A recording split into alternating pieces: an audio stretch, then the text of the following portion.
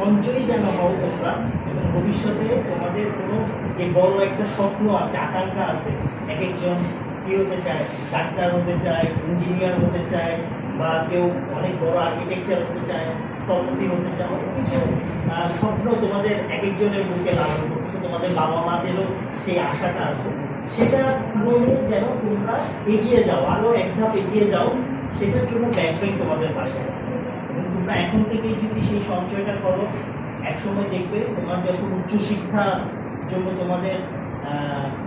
বিশেষ অর্থের প্রয়োজন হবে, বা অনেক